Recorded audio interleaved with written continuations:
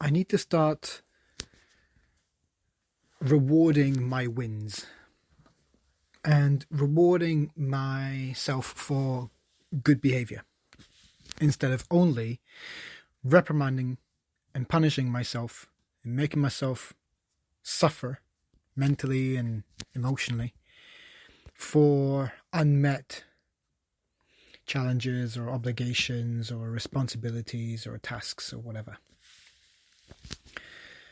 So I have a lot of high expectations for myself, but I'm also at the same time seemingly crippled by some forms. Let's call them all thought forms, because they've manifested in different ways, but originally they're just a thought form, right? I think that's what's holding most of us back. The majority of the time, it's just a story that we tell ourselves, and they can be as a limiting belief or any kind of negative thought form, whether it's based on one minute aspect of truth or a large body of evidence. It doesn't matter. It's still a damaging, usually negative story, and it limits us. So whatever those are, they take over our mind. They take over our lives. They sap every bit of energy. And then we exhibit lots of negative signs that sprout from this seemingly powerless, insignificant, negative belief, a thought form. So it's worthwhile investigating these thoroughly, genuinely, bravely. So we must venture in and ask ourselves important questions that cut through the bullshit and just reveal a very plain and inconvenient, uncomfortable truth about ourselves. So ask, and then vow, and then act. Ask ourselves really to the point, critical questions. Then vow to ourselves, make a promise, and don't break that promise. Make a promise of change. Make a promise of decision. Even that, just the decision, without the promise of action, just that is hard enough. Because we know action has to follow. And that's a lot of the time the thing that holds us back. That's the point that I'm at. That's the point that I'm always at. Is I ask myself a million questions. And I'm inherently curious about the world. And that's why I've grown to understand things more, because I seek truth. I speak I speak to myself out loud right now, and I ask myself various questions about myself, and that engages awareness, self-awareness. And then I notice things, and then I observe those things, and then it comes to a point where I'm like, okay, so there's this thing in me. I've given it a name, I've given it a character, I've identified it. Now what? I need to make a decision. And usually it's about an action, a decision to change. If it's a negative, uncomfortable aspect of myself, it's a pattern that I've been repeating, whether I still see it as a sole responsibility of whatever external, if I still haven't connected the dots and realized that I'm the commonality. I'm the common factor out of patterns that perpetuate my life. You can replace different characters externally, whether they're ex-partners or family members or friends, whatever it is, colleagues, bosses, whatever the patterns are, you are the common factor. So wake up. It's time to get that magnifying glass and point it at yourself and take a very close look, because your journey starts now, if it hasn't already. So ask yourself important questions, vow to make changes, or vow to make a decision on something, and then act. Use different processes, use different techniques. I was talking about taking radical action and engaging in beast mode. If you resonate with what I'm talking about when I say those terms, then use that, leverage that ability to tap into that superpower and take action.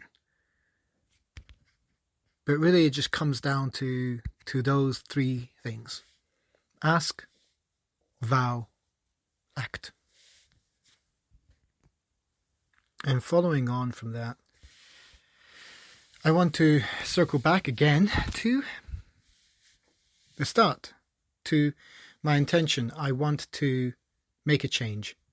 So I need to decide for myself, what is the change I want to make for myself? Well, I want to recognize and verbalize that I have a pattern of not giving myself, not letting myself appreciate and bask in the pleasantries that come from giving yourself credit for something, rewarding yourself for good behavior, just rewarding yourself in general, just because you deserve it. Like, if anything, without all the labels and the shit and the baggage that we pile on top of ourselves for whatever bullshit reason, when it comes down to it, we are alive. It's a freaking miracle. We are godlike. We are absolutely wondrous and perfect as we are in every present moment. Life is a paradise. What do you have to complain about? I mean, the truth of what I just said permeates everything and everyone at any time. And you can tap into that kind of peace. But that's not really what I'm getting at. I'm getting at practical applications to master your own universe and to manifest your own life. This is the journey that I'm on currently, although I'm fully aware of the importance of journeying towards peace and presence and mindfulness and spirituality. I'm all for that too, but I have something that's unmet, unsatiated, and I have a hunger, and I can't deny that what is, and I have a hunger, and I want to figure out and apply and replicate and teach techniques that help me become the best version of myself. And one tiny little example is a principle like rewarding yourself for good behavior. It's one of those tiny little, insignificant, yet beautifully pure golden nuggets of tips. Something that you can apply. Something that you can put into that category of act. You need to act bravely.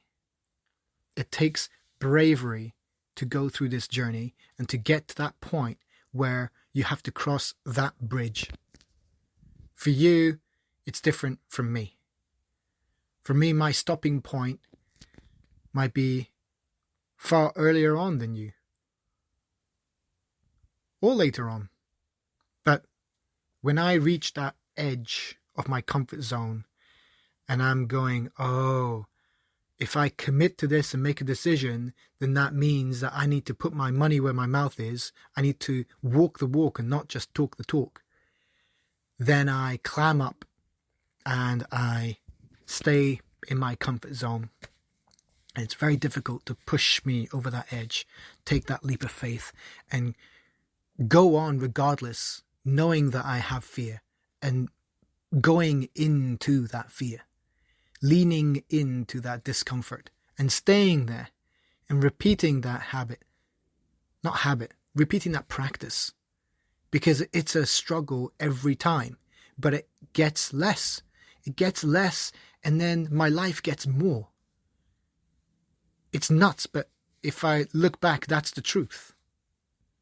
So the more I recognize that as a truth, and I tap into giving myself good behavior to memorize the good things that I've done and the achievements that I've made and the commonalities that I can do anything that I put my mind to. I've done it before. It's not just wishful thinking. I have done it before. I've proven it. But I need to also remember that, because my selective memory just masochistically hangs on to the negative and lets go of the positive. It's so rotten. So I want to change that. I want to improve my memory to be less biased. In fact, I want to radically change. I want to focus my memory to hang on to the positive. Because if my inner experience, including my memory, is on the positive spectrum, then my very reality, my very experience will match that. That's what I want to manifest. And, yeah, wish me luck.